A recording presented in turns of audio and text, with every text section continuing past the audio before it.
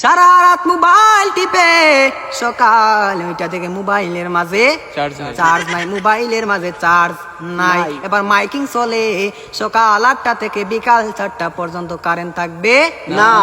এবার টেনশন আছে না নাই? সারাদিন কারেন্ট থাকবে না, আর যদি কারেন্ট না থাকে আমার মোবাইলটা বন্ধ হয়ে যাবে, আর ওই পারে কথা বলা যাবে না। এবার ওই পার থেকে রাগ করবে কি করবে না?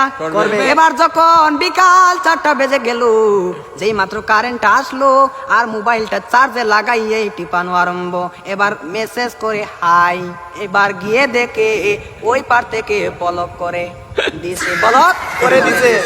এবার ছেলেটা তো টেনশনে আছে, হারে ব্লক করে দিল, আমাদের তো ভালোবাসা কোথায় গেল।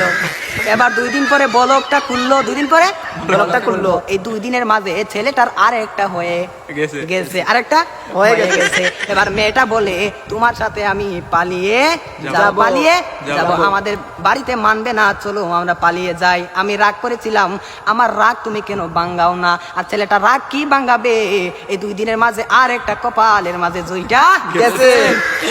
ওই মেয়েটা বলে চলো আমরা পালিয়ে যাই, ছেলে বলে চলো।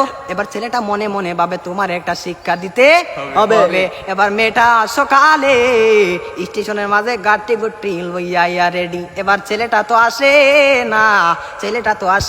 না, আর মেয়েটা বাড়িতে কি যাবে, বাড়ির মাঝে 3 হাত লম্বা একটা চিঠি দিয়া পাইছে। পাশের গ্রামের রফিক মিয়ার সাথে পালিয়ে যাবে, বাড়িতে চিঠি দিয়ে যায়, আমি আর বাড়িতে মাঝে কোনোদিন আসবো না। তার নয় কার না, আমি আর কোনোদিন বাড়ির মাঝে আসবো না। আমি চলে গেলাম পাশের গ্রামের রফিক মিয়ার সাথে। এবার রফিক মিয়া তো